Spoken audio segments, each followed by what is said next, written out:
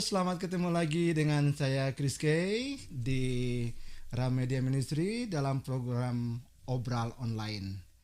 Kali ini kita akan mengadakan obral atau obrolan Alkitab online selalu bersama Pendeta Ram Kenny dari Tennessee.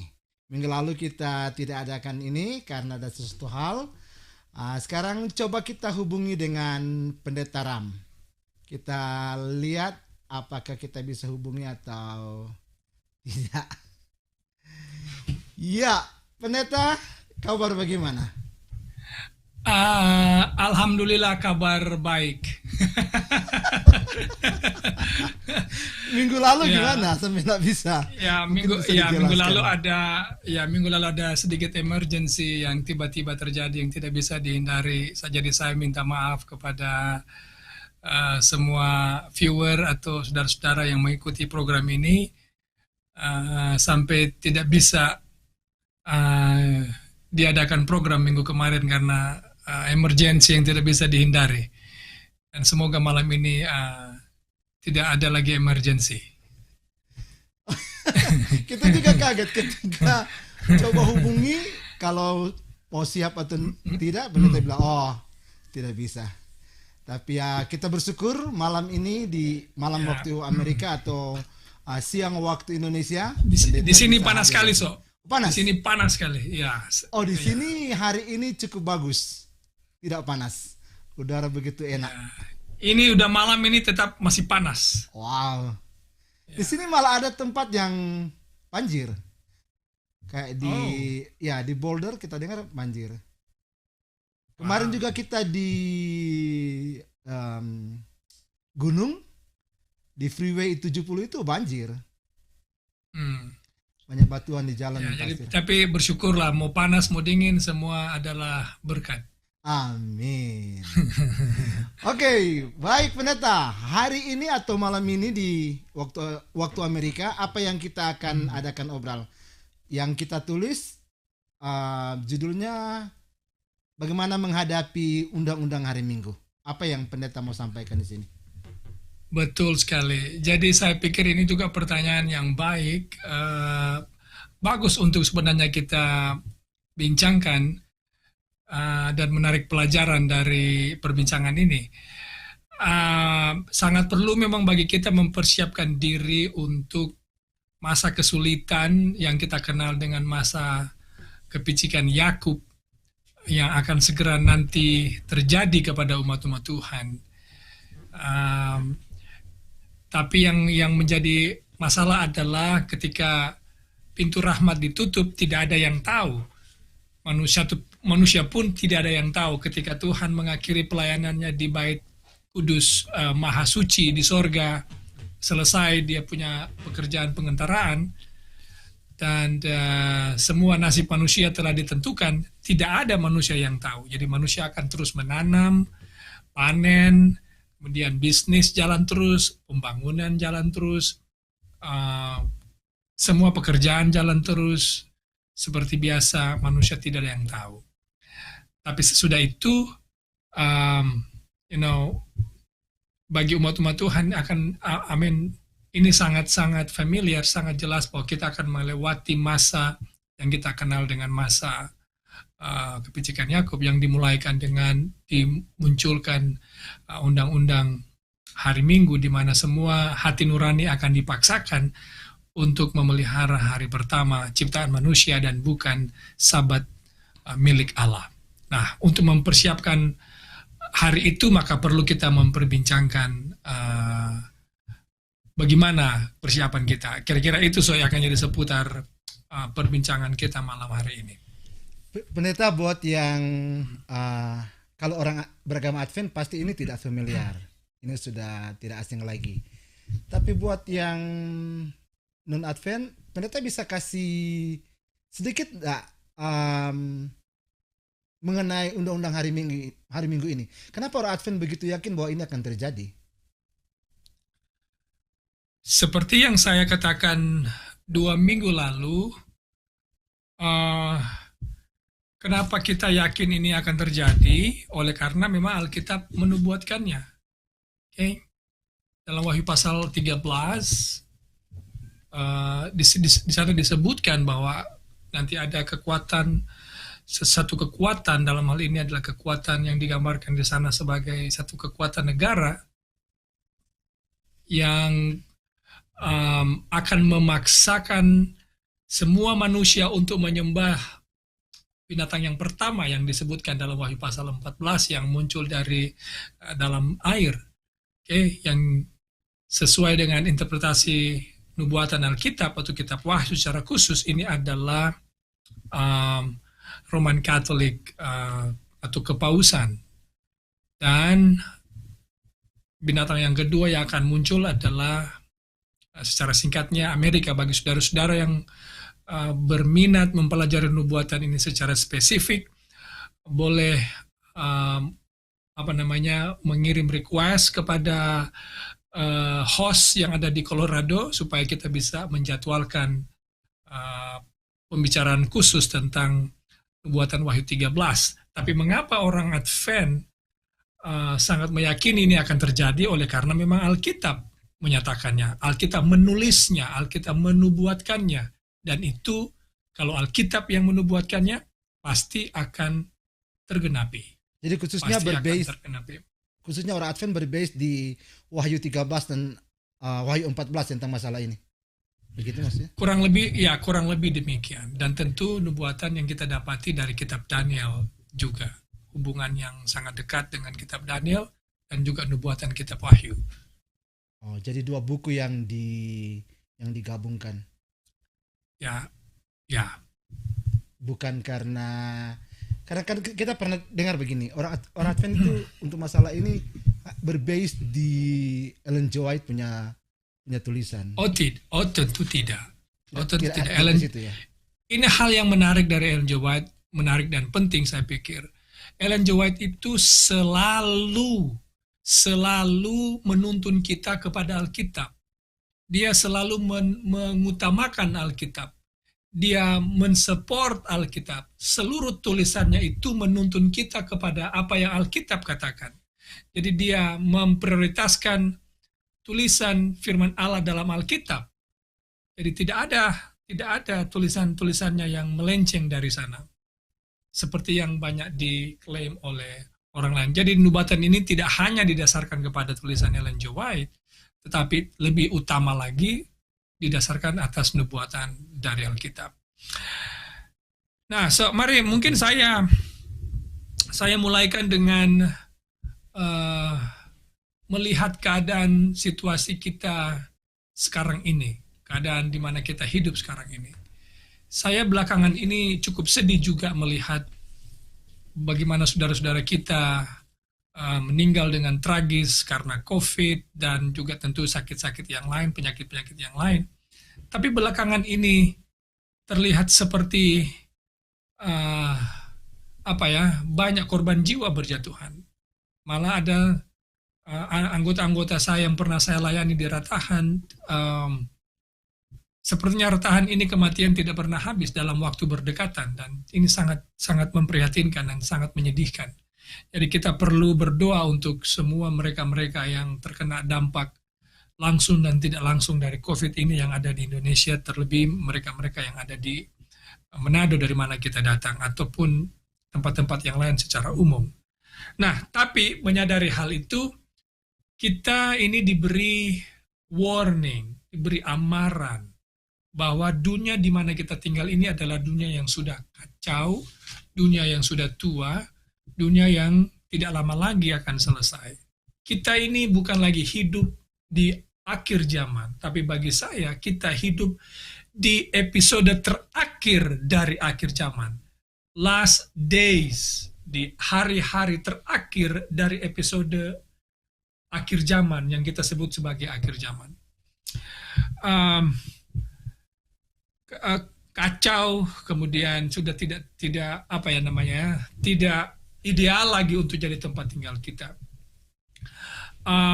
Yang terjadi belakangan ini, dalam beberapa dekade belakangan ini, kita lihat contohnya negara-negara komunis itu yang pada era beberapa dekade sebelumnya di tahun 60-an atau 70-an ke bawah itu sangat dominan. Tetapi dalam beberapa dekade terakhir, mulai dari runtuhnya tembok Berlin, ini kekuatan komunis ini lama-lama berkurang. Meski masih ada hari ini, tapi kekuatannya sudah jauh berkurang. Kemudian bukan hanya itu saja, Amerika sekarang adalah negara yang memimpin dunia dari segala sisi. Politik, Amerika terdepan. Kemudian dari ekonomi, Amerika terdepan. Kemudian dari teknologi, Amerika masih terdepan. Kemudian juga dari militer, Amerika terdepan. Dan kita bisa lihat ini dari pengakuan-pengakuan pemimpin-pemimpin Amerika, calon-calon presiden dalam pencalonan mereka menyatakan bahwa Amerika yang memimpin dunia, dan memang itu benar. Nah, dan seperti yang saya singgung tadi, Amerika lah yang akan nantinya mengeluarkan undang-undang hari Minggu yang dicatat di Wahyu pasal 13. Sekarang pertanyaannya, pertanyaannya adalah, jika undang-undang hari Minggu segera akan keluar, bagaimana kita bisa survive? Bagaimana kita bisa bertahan melewati masa-masa sulit itu? Ini tentu pertanyaan yang sangat penting yang perlu kita renungkan. Nah, kenapa ada undang-undang hari Minggu? Oleh karena ada sekelompok orang yang memilih untuk tidak tidak menghormati hari ciptaan manusia ini, yaitu hari Minggu. Karena ada sekelompok manusia yang tetap menguduskan hari yang lain, dalam hal ini adalah hari Sabat. Dan itu orang Advent mengklaim orang Advent ya akan dianiaya, orang beragama Advent, atau ada yang lain juga? Saya tidak menyatakan orang Advent yang dianiaya. Semua yang tidak taat kepada hukum sipil ini akan dianiaya. Jadi mereka yang memelihara hari Sabat akan dianiaya. Memang secara organisasi bisa saya katakan gereja masih Advent hari ke-7. Tapi pemelihara Sabat itu bukan hanya orang Advent. Atau mereka karena ini yang mungkin harus kita kasih clear.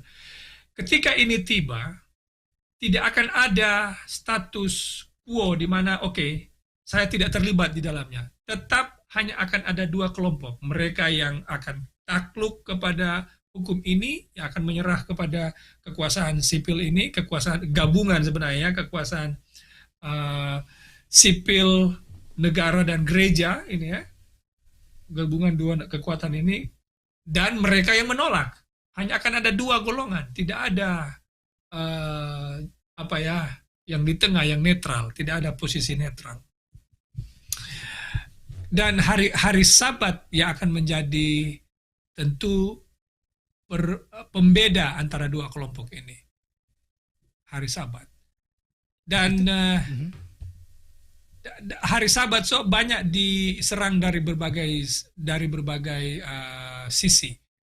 Ada yang mengklaim Sabat itu telah berubah sekarang menjadi hari Minggu. Ada juga yang mengklaim bahwa hari Sabat yang dimulai di Sinai berbeda dengan hari Sabat yang dimulai di penciptaan. Hari Sabat yang dimulai di Sinai menemukan kepenuhannya kepada Yesus.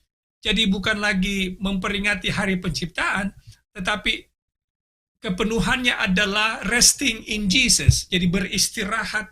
Hari istirahat yang dimaksud bukan lagi beristirahat pada hari ke-7, tapi beristirahat di dalam Yesus, karena Yesus ini adalah the ultimate Sabbath. Itu saya setuju kalau Yesus adalah the ultimate Sabbath.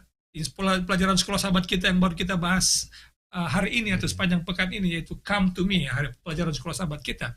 Memang Yesus adalah the ultimate Sabbath.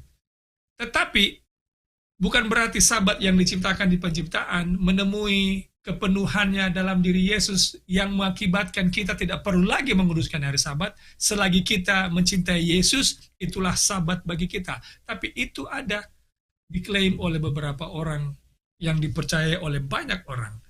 Nah, yang perlu saya tekankan di sini, Sabat di penciptaan dan Sabat yang kita miliki hari ini dan semua yang ada di antaranya adalah sama. Sabat yang Allah mulaikan di Taman Eden, itulah Sabat yang dipelihara oleh bapak-bapak oleh leluhur-leluhur kita, mulai dari Adam, kemudian diteruskan kepada anak-anak Adam sampai kepada Nuh, kemudian Abraham, kemudian Ishak, Yakub, Yusuf, Musa, orang Israel, sampai kepada orang Yahudi, para rasul di zaman Yesus, para rasul, kemudian gereja mula-mula, sampai hari ini mereka memelihara hari yang sama, yaitu hari Sabat. Nah, sekarang kita kembali ke isu tadi, undang-undang hari Minggu, Ini yang saya mau katakan, sangat penting bagi kita. Ini saya punya inti, Turun 2 punya obrolan malam ini. Sangat penting memelihara atau menguduskan hari yang benar, yaitu hari Sabat. Sangat penting untuk mengetahui dan menguduskan hari Sabat, hari yang benar, hari perbaktian yang benar. Tetapi akan jauh lebih penting lagi memiliki hubungan dengan Yesus, memiliki hubungan yang benar dengan Yesus, serta memiliki pengalaman Kristen yang benar dengan Yesus. Karena ini adalah dua hal yang berbeda. Ingat, itu orang Yahudi, mereka menguduskan hari yang benar, hari Sabat. Tetapi mereka justru menyalibkan dan menolak Yesus, menolak dan menyalibkan Yesus. Jadi undang-undang hari Minggu ini boleh dikatakan bahwa bukan toh untuk masalah penyucian hari Sabat, atau ya mari, betul sekali. Mari saya teruskan dulu. Mari saya teruskan sedikit supaya kita dapat pemahaman yang lebih baik. Saya ulangi lagi. Sangat penting memelihara hari yang benar, tapi akan lebih penting lagi memiliki hubungan yang benar dengan Tuhan, memiliki pengalaman kekristenan yang benar dengan Tuhan. Itu jauh lebih penting daripada sekedar memelihara hari yang benar. Karena ingat, seperti tadi orang Yahudi memelihara hari yang benar, tapi mereka menyalibkan Yesus. Ini akan terjadi, ketika pekabaran terakhir, baik pekabaran Wahyu pasal 14, 3 malaikat dikabarkan, termasuk pekabaran Wahyu pasal 18 memanggil umat Tuhan untuk keluar dari Babel, akan ada banyak orang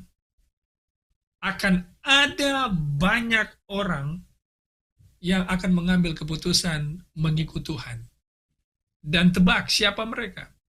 Mereka ini adalah mereka yang telah memiliki hubungan yang benar dengan Tuhan, memiliki pengalaman kekristenan yang benar selama hidup mereka. Hanya saja mereka belum memelihara hari yang benar. Tapi mereka inilah yang akan berespon kepada pekabaran terakhir yang akan diberikan oleh umat Tuhan. Oke? Pendeta, tunggu.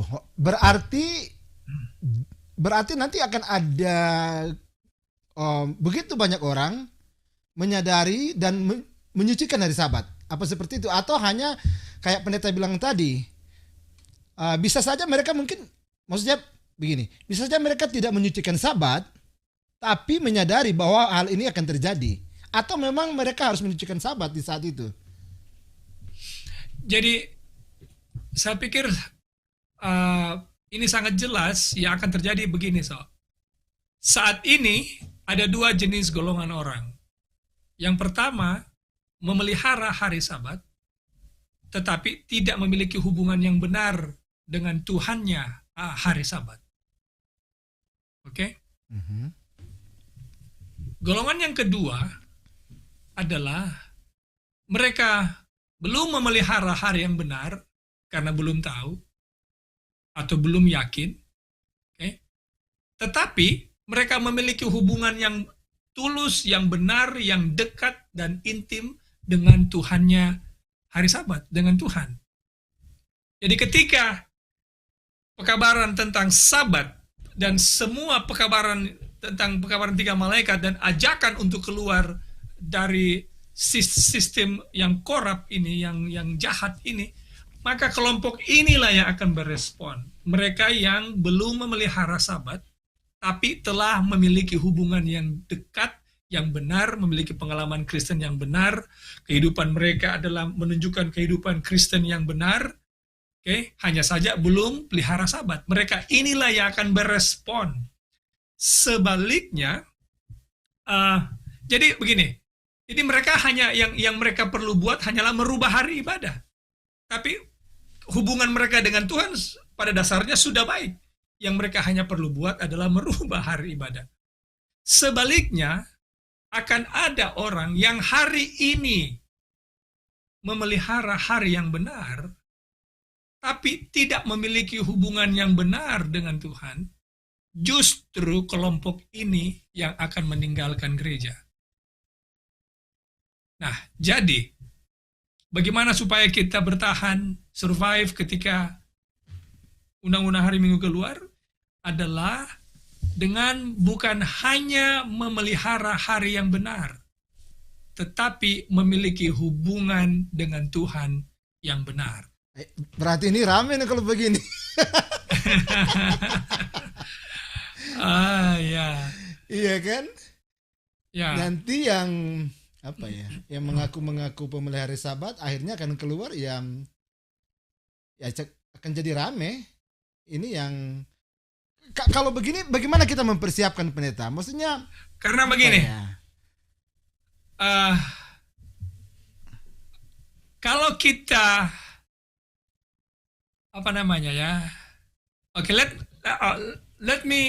mari orang baca dulu ayat dulu Orang pergi dulu di Wahyu 13.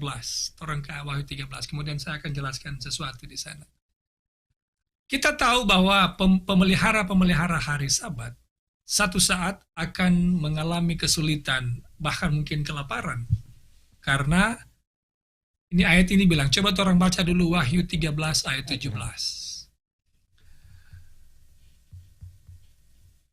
Orang tidak bisa membeli dan menjual. Wahyu 13 ayat 17. Dan tidak seorang pun yang dapat membeli atau menjual selain daripada mereka yang memakai tanda itu, yaitu nama binatang itu atau bilangan namanya. Ya, jadi menurut ayat ini semua manusia tidak boleh lagi membeli atau menjual selain mereka yang memiliki tanda binatang. Nah, bagi para pemirsa yang lain, saya tidak punya waktu saat ini karena bukan fokus kita malam ini, tapi tanda binatang di sini adalah tanda counterfeit atau tanda yang palsu sebagai saingan dari tanda yang Tuhan miliki. Dan tentu tanda yang Tuhan miliki itu sudah ada di Yeskiel pasal 20 ayat 12 dan 20. Tanda antara kita dan Allah adalah Sabat. Berarti tanda di sini adalah Sabat buatan manusia, dan itulah yang saya sebutkan sebagai hari Minggu. Bahkan bukan hanya tidak bisa menjual dan membeli. Kalau kita mundur 2 ayat, mungkin orang baca ayat 15. Di Wahyu 13 ayat 15.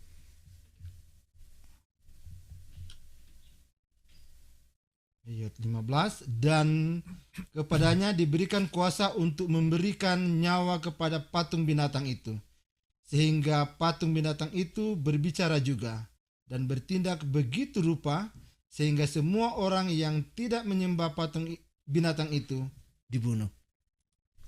Ya, jadi mengetahui hari apa yang benar, let me put this way. Memiliki pengalaman yang benar lebih penting daripada mengetahui hari yang benar. Oleh karena ketika undang-undang hari Minggu ini diberikan, semua yang tidak memiliki pengalaman yang benar dengan Tuhan akan akhirnya menerima ini tanda binatang ini dan rela untuk menyangkal iman mereka. Tetapi kalau kita ingin bertahan di hari yang sulit itu. Kita nanti bisa bertahan kalau kita menganggap menyerah untuk tidak memelihara Sabat adalah sama dengan tidak mempercayai Yesus, maka kita rela mati. Bisa tangkap maksud saya? Jadi maksudnya, saya ulangi. Nanti kalau kita menganggap meninggalkan Sabat itu sama dengan meninggalkan Yesus, barulah kita rela mati untuk Yesus. Kalau kita menganggap, kalau saya tinggalkan Sabat, berarti saya sama dengan meninggalkan Yesus. Lebih baik saya mati. Kalau kita tidak memiliki konsep ini, maka ketika hari itu tiba, kita akan dengan mudah meninggalkan iman kita. Kita akan mudah dengan gampang saja menyerah. Okay, I don't want to die. I'm giving up Sabbath. So giving up Sabbath is equal or same with giving up Jesus. Kalau kita menyerah tidak melihara Sabat, itu sama dengan kita menyerah mempercayai kepada Yesus. Dan kalau itu kita lakukan, maka kita siap menerima tanda binatang. Nah, kemudian ini lagi mungkin yang penting kita untuk mengerti. Ketika masa kesusahan itu tiba, bukanlah tanggung jawab kita untuk bertahan hidup. Tuhan punya tanggung jawab untuk menolong kita bertahan melewati kesusahan itu. Tanggung jawab kita adalah memiliki hubungan dengan Tuhan, untuk percaya kepada Tuhan, untuk berjalan dengan Tuhan, untuk memiliki relationship yang dekat dengan Tuhan. Itu adalah kewajiban kita. Dengan pertolongan Roh Kudus tentunya kita bekerja sama dengan Tuhan, berespon kepada Tuhan untuk memiliki hubungan yang baik. Dan selanjutnya adalah tanggung jawab Tuhan untuk melepaskan kita dari bahaya. Saya kasih contoh. Adalah tanggung jawab dari 3 pemuda Ibrani untuk berkata tidak adalah tanggung jawab mereka untuk menolak menyembah patung. Ya kan? Karena mereka memiliki hubungan yang dekat dengan Tuhan. Itu tanggung jawab mereka. Itu adalah hak mereka atau keputusan mereka untuk menolak menyembah patung. Tetapi setelah itu adalah tanggung jawab Tuhan untuk memastikan bahwa mereka tidak akan terbakar di dapur api. Karena mereka tidak terbakar di sana bukan karena pengakuan mereka, tapi karena memang iman mereka ini membuat Tuhan harus memprotek mereka. Jadi itu juga akan terjadi di akhir zaman. Yang harus kita buat saat ini adalah memiliki hubungan yang benar dengan Tuhan. Itu jauh lebih penting daripada mengetahui hari apa yang benar. Tapi kan pendeta, kalau orang sudah menyucikan Sabat, bukannya itu berarti dia menunjukkan bahwa dia dekat dengan Tuhan? Karena kalau kita bilang tidak juga, tidak juga. Tidak juga. Jadi nanti mau di mana akan menyerah? Dari segi mana akan menyerah? Apa karena tekanan? Setuju Kak, kalau kita bilang banyak pemelihara Sabat sekarang ini sesungguhnya hanya nama saja. Ya, saya setuju situ. Oke. Apakah setuju kalau kita bilang ada pemelihara Sabat sekarang ini yang sudah memelihara hari yang benar, tapi belum memiliki hubungan yang benar? Setuju saya di situ, iya. Ya, berarti, jadi menjawab pertanyaan tadi gimana jadi? Jadi bukan berarti kita pelihara Sabat menunjukkan kita memiliki hubungan yang benar dengan Tuhan. Tapi kan kalau kita lihat di Wahyu 15 tadi, penekanannya nanti hanya, maksudnya Wahyu 13 ayat 15, nanti penekanannya hanya di masalah misalnya jual beli, ya 16 kalau nggak salah tadi yang. Ya 15 ya. Hanya masalah jual beli, tidak ada masalah berhubungan dengan kerohanian. Kan orang bisa aja tahan untuk tidak berjual beli. Well, Yang akan terjadi hari itu adalah kita punya iman akan di karena begini, karena ketika undang-undang hari Minggu itu keluar, tentu seperti di Lembah Dura lah, seperti di Lembah Dura di zaman Daniel, ketika mereka lihat ada 3 pemuda Ibrani ini tidak menyembah patung, siapa yang lapor? Nah, sekarang saya tanya dulu. Waktu Sadrak, Mesak, Abednego ada di Lembah Dura, yang hadir waktu itu seluruh penduduk bumi, karena disebutkan di sana seluruh kaum, suku, bahasa, dan kaum, suku, bahasa. Artinya semua orang itu ada di situ, pemimpin-pemimpin bangsa waktu itu ada di situ. Jadi ada banyak orang. Okay? Nah, jadi waktu tanda diberikan, waktu mereka menunduk, kalau kita memang betul-betul tunduk, bagaimana bisa kita lihat ada orang tidak tunduk? Kalau kita tidak cari-cari ada di mana ini 3 orang ini. Jadi begitu juga yang akan terjadi di akhir zaman tentunya. Ini kita yang menolak untuk patuh kepada hukum ini nantinya, akan menjadi pusat perhatian orang lain. Karena memang undang-undang hari Minggu itu ditujukan atau keluar karena ini mereka-mereka ini yang dianggap pemberontak yang tidak mau menurut. Jadi mata mereka akan ada kepada mereka ini, kepada para pemelihara-pemelihara Sabat ini.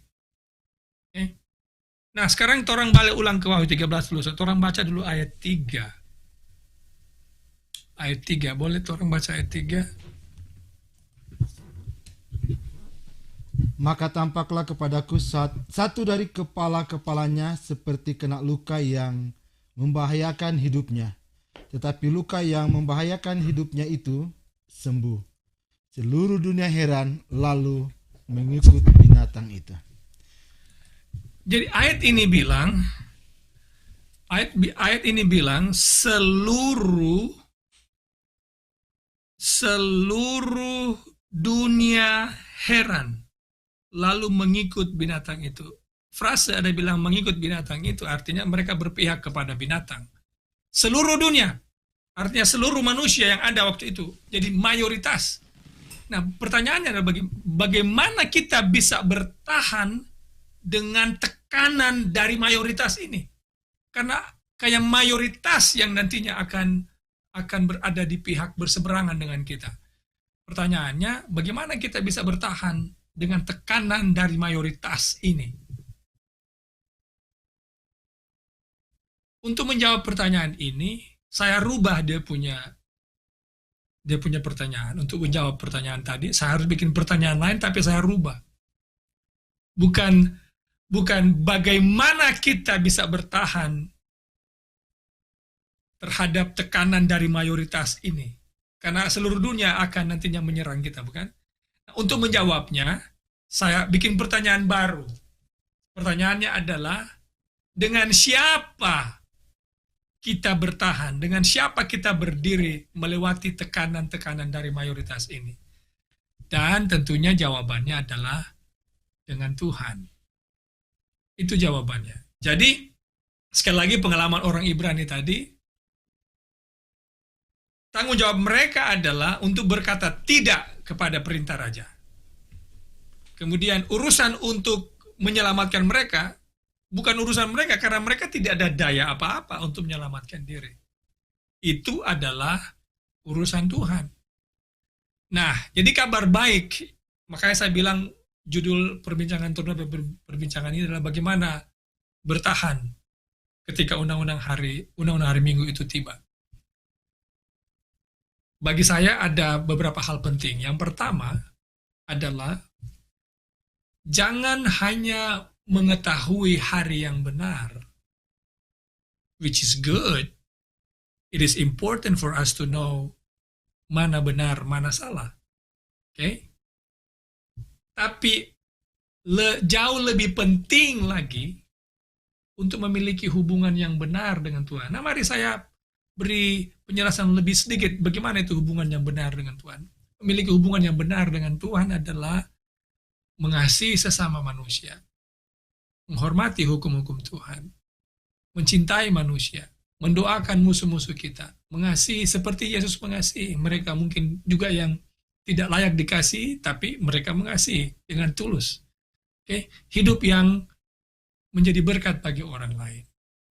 Itu adalah memiliki hubungan yang benar. Karena jangan lupa, banyak orang yang tidak memelihara hari Sabat, jauh lebih baik hidup mereka, kekristenan mereka jauh lebih baik, lebih benar daripada pemelihara-pemelihara hari Sabat.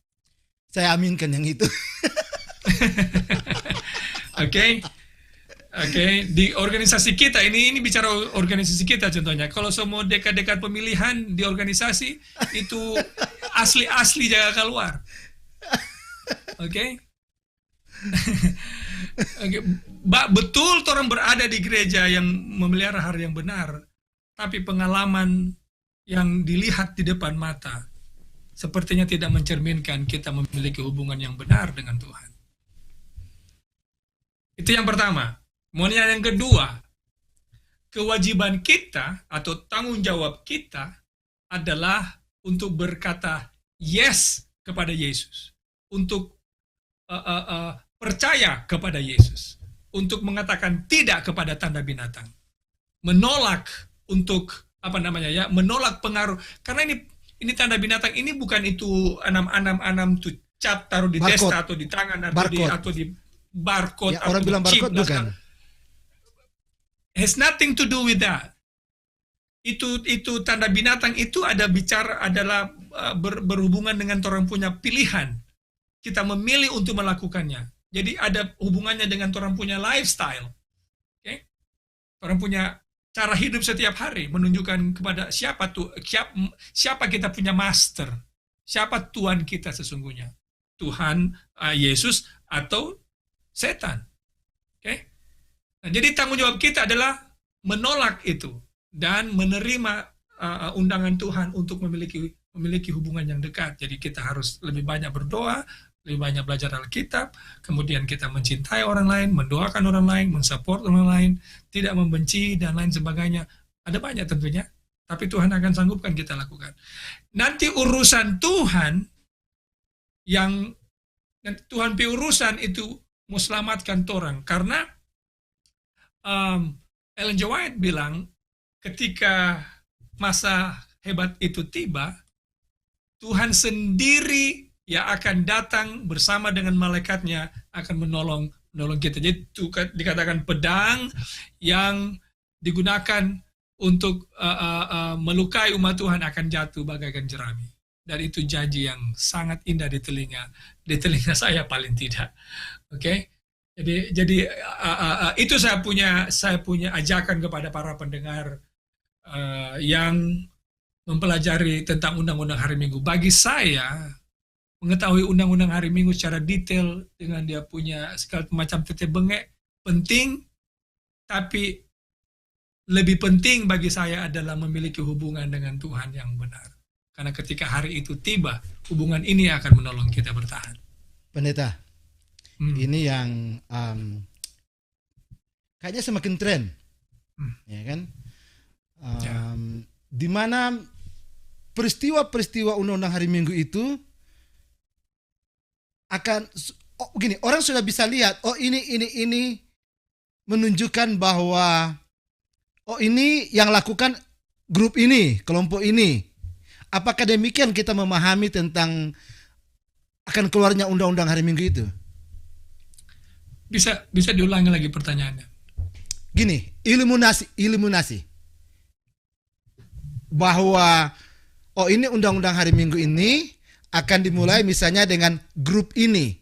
Apakah kita bisa melihat dari segi itu? Atau kita tidak bisa melihat sama sekali bahwa kapan undang-undang hari Minggu itu persis akan terjadi?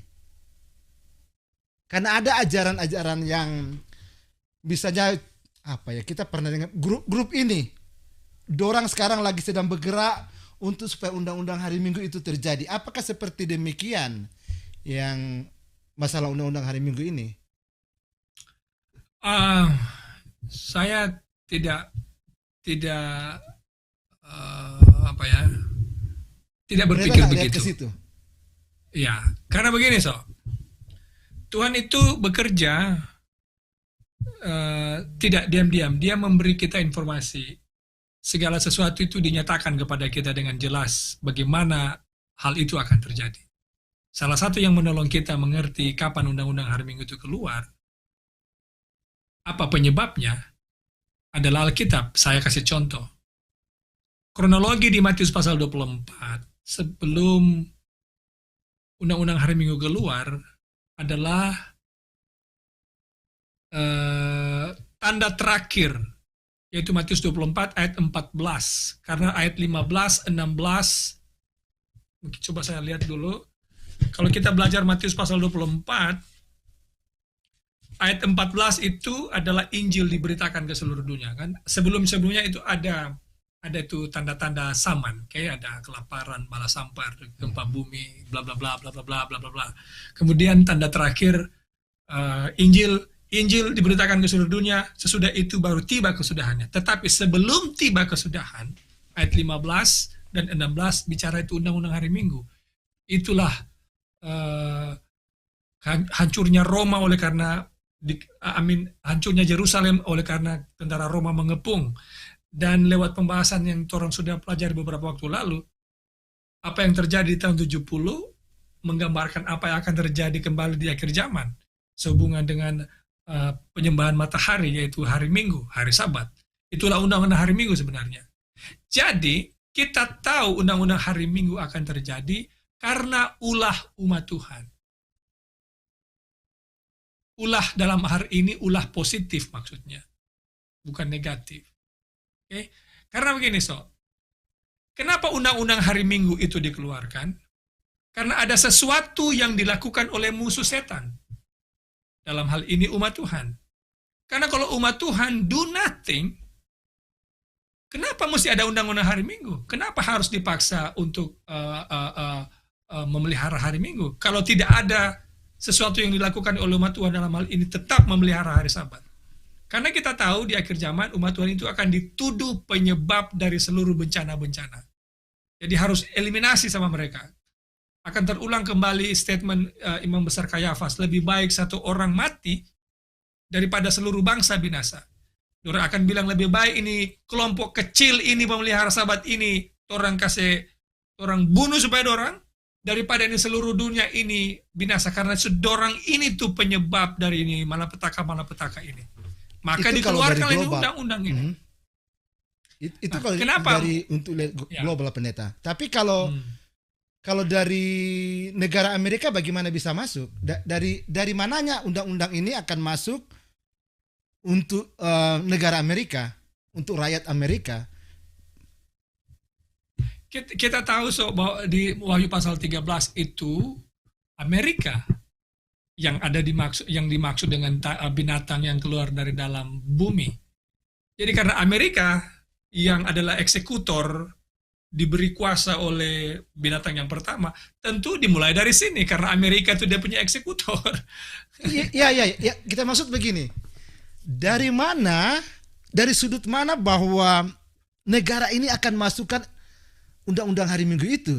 Bukankah negara Amerika menjamin akan semua manusia, semua orang di Amerika untuk bisa beragama ataupun tidak beragama? Sekarang dari mana dia bisa masuk? Well, orang sudah baca tadi, orang sudah baca itu Wahyu pasal 13.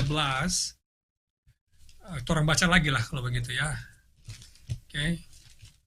Wahyu 13, saya pikir cukup jelas Wahyu 13 tadi, ada bilang. Ayat 15. Orang mulai baca ayat 3 tadi, ayat 3 lah ya, ayat 3. Oke. Maka tampaklah kepada aku satu dari kepala-kepalanya seperti kena luka. Ini tuh Roma ini ya, yang membahayakan hidupnya, tapi luka yang membahayakan hidupnya itu sembuh. Seluruh dunia heran lalu mengikuti binatang itu. Itu satu. Jadi binatang pertama ini akan membuat seluruh manusia ini mengikuti binatang. Kemudian kita loncat ke binatang yang keluar dari dalam bumi. Mulainya ayat yang ke-11. Kong dia bilang begini, aku melihat seekor binatang lain keluar dari dalam bumi, itulah Amerika, dan bertanduk dua sama seperti anak domba, dan ia berbicara seperti seekor naga. Ini adalah dua spirit Amerika. Spiritnya domba, kalau saudara orang sudah hidup di Amerika ini toh, orang lihat itu bagaimana Amerika pe bye-bye, ya kan? Dorang kalau tolong orang ya hanya tolong orang memang. Ada DP spirit domba dorang. Tapi DP spirit naga kalau dorang sudah bicara rupa naga, hanya ada orang boleh tahan.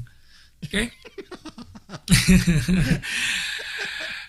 Oke, kemudian ayat 12, dan seluruh kuasa binatang yang pertama tadi, yang tadi itu yang semua manusia heran, kemudian mengikuti, dijalankannya di depan matanya. Jadi Amerika lah yang akan menjadi bahasa awamnya mungkin ya eksekutor lah dari apa yang kemauan dari binatang yang pertama. Okay? Jadi kita binatang tidak yang pertama suruh binatang kedua lakukan ini. Bukan suruh ya, memberi kuasa kepada memberi kuasa. Ya, memberi kuasanya kepada binatang yang kedua. Okay? Kemudian ini kemudian kasih terus tadi. Ia menyebabkan seluruh bumi.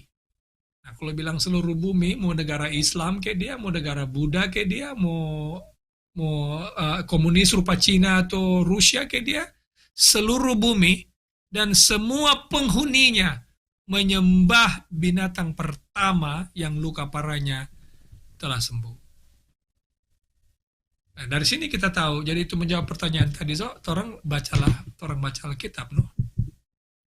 Ya, maksudnya, ya betul tadi yang kita akui bahwa itu dari Amerika. Tapi yang kita poin adalah bagaimana negara Amerika itu bisa mengeluarkan undang-undang ini untuk rakyatnya dari segi mana? Apakah misalnya tidak secara eksplisit. Enggak ya. Tidak secara eksplisit memang tercatat di Wahyu pasal 13, dan itulah sebabnya orang meyakini apa yang Ellen G. White tulis dalam buku Kemenangan Akhir. Bahwa negara ini mungkin kita mesti baca dia punya ada buku ini. Ellen G. White bilang bahwa negara ini awalnya orang ini kan negara bebas beragama. Oke? Jadi orangnya awalnya tidak percaya bahwa itu akan terjadi di sini, di Amerika. Oleh karena ini negara bebas, negara yang menjunjung tinggi kebebasan beragama. Tetapi negara ini akan pada satu poin, karena melihat ini kejahatan, malapetaka, musibah-musibah yang silih berganti, tidak pernah habis dan semakin bertambah-tambah, maka kesalahan itu akan ditujukan kepada mereka ini, kepada minoritas ini yang pemelihara Sabat. Dan cari akhirnya penyebabnya siapa dan? Ya, perlahan-lahan Amerika ini akan meninggalkan mereka punya konstitusi. Orang akan heran, tapi itulah yang akan terjadi. Jadi mereka akan tinggalkan konstitusi awal, meninggikan hati nurani, karena mereka akhirnya akan memutuskan sesuatu yang unconstitutional, yang tidak pernah mereka lakukan sebelumnya. Berarti kita yang hidup di Amerika ini harus tahu bahwa satu kali kebebasan kita ini tidak seperti yang kita lihat sekarang ini. Absolutely. Baru apa yang kita mesti siapkan sekarang? Artinya kalau kita tidak lihat dari segi kerohanian, sekarang kita lihat dari segi kita sebagai masyarakat Amerika, apa yang kita mesti siapkan sekarang? Untuk bertahan ketika hari itu tiba? Ya. Tidak ada yang kita bisa buat selain yang tadi saya bilang, Tidak ada Jadi yang kita kalau orang bisa bilang buat bergantung orang punya harta, bergantung ke orang punya kekuatan, yang tidak ada hubungannya dengan urusan spiritual, tidak akan that is not gonna work.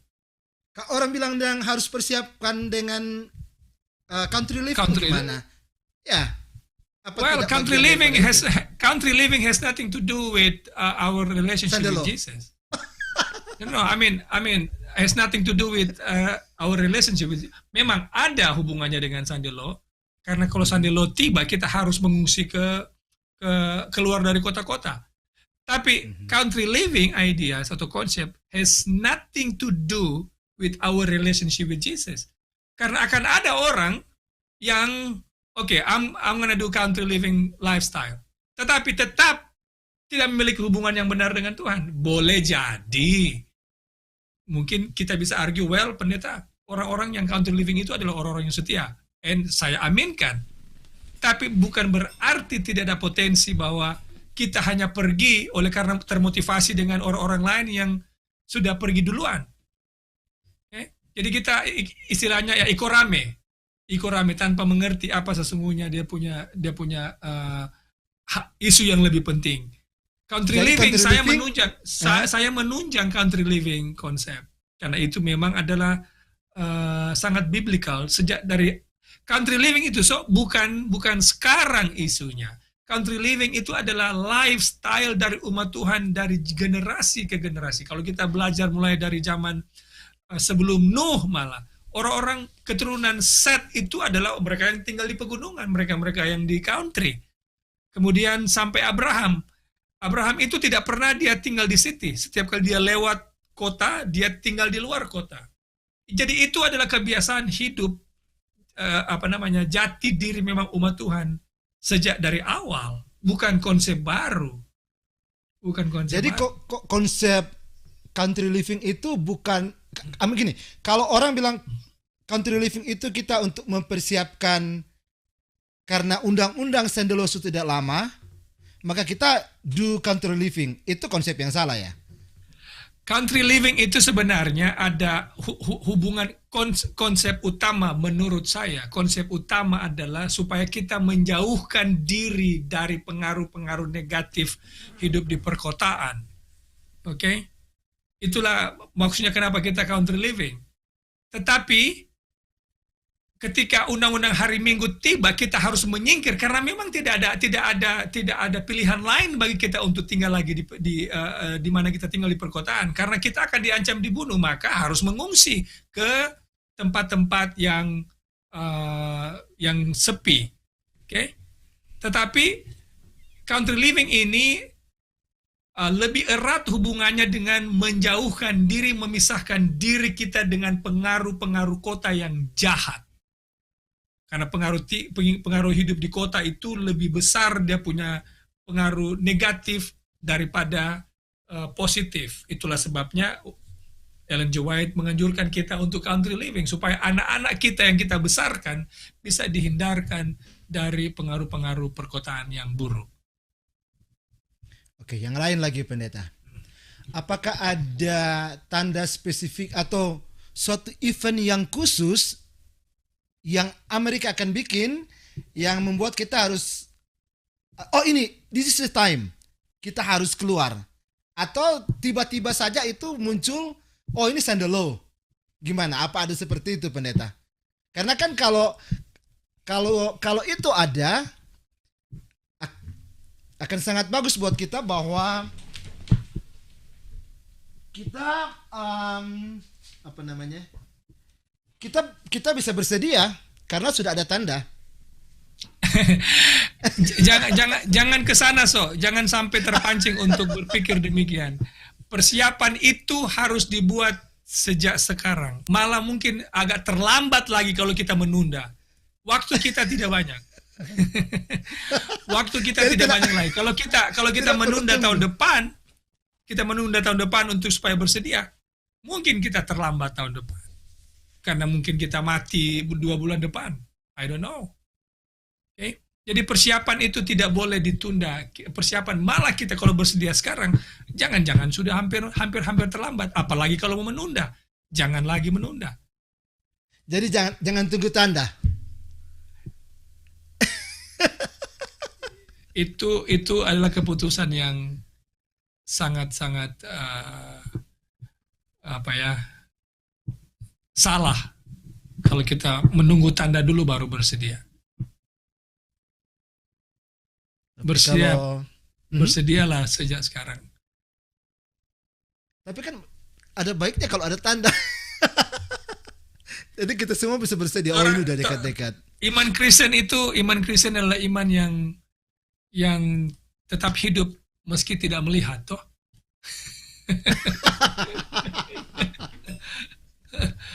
Betul, betul, betul.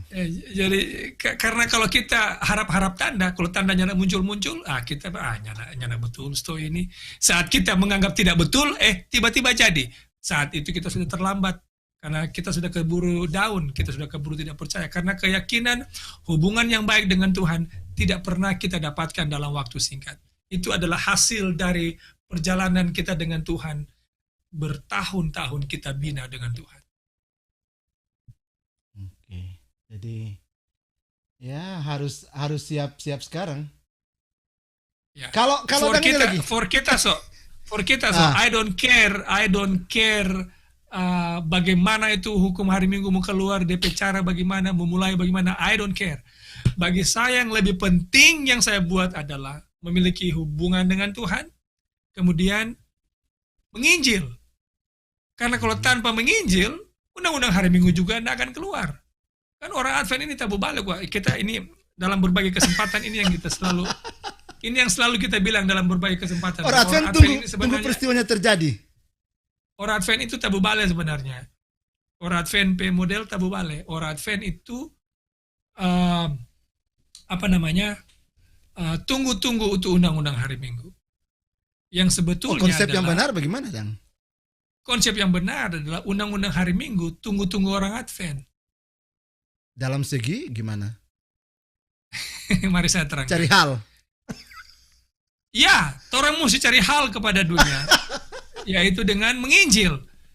Jadi itu undang-undang hari Minggu. Jangan lupa itu Blue Law itu kan sudah pernah ada. Sudah pernah diterapkan. Jadi itu wacana itu sudah ada. Tapi tidak akan pernah itu keluar kalau penginjilan tidak selesai-selesai. Jadi penginjilan selesai dulu, baru undang-undang hari Minggu itu akan tiba. Karena undang-undang hari Minggu itu ada hubungannya dengan penginjilan. Dengan ini orang Advent menginjil, tapi bukan hanya orang Advent yang menginjil, semua orang Kristen menginjil. Oke? Dan Tuhan tidak bilang datang nanti semua orang percaya kepada dia. Bahkan sesungguhnya yang lebih benar adalah mayoritas akan menolak dia, tapi Tuhan tetap akan datang. Gitu. Jadi jangan tunggu tuh undang-undang hari Minggu. Undang-undang hari Minggu jangan tunggu petorang. Ngoni ada bagi apa ini orang Advent? Harus cari gara-gara ini, Dan. Iya. Orang Advent ada bagi apa ngoni? Kita so siap-siap mau keluar, mar ngoninya bagi apa-apa. Jadi hanya jadi kita keluar. Itu mungkin undang-undang hari Minggu boleh bilang. Jadi berarti harus menginjil. Ya, menginjil baru undang-undang hari Minggu keluar. Dan harus berani nyatakan harus lebih keras berarti. Ya kan harus lain misalnya. Tegas dan tulus. Oke. Ya. Jadi untuk mempersiapkan undang-undang hari Minggu itu muncul, kita harus lebih setia sama Tuhan, harus menginjil. Mungkin dua hal yang orang bisa rangkumkan. Satu, memiliki hubungan yang benar, bukan hanya mengetahui hari yang benar, tapi memiliki hubungan yang benar dengan Tuhan.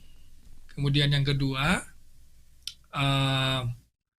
kewajiban kita adalah untuk percaya kepada janji Tuhan. Karena urusan mau bagaimana orang penasib di masa kesusahan itu ketika undang-undang hari Minggu keluar, itu urusan Tuhan. Tuhan yang akan take care kita.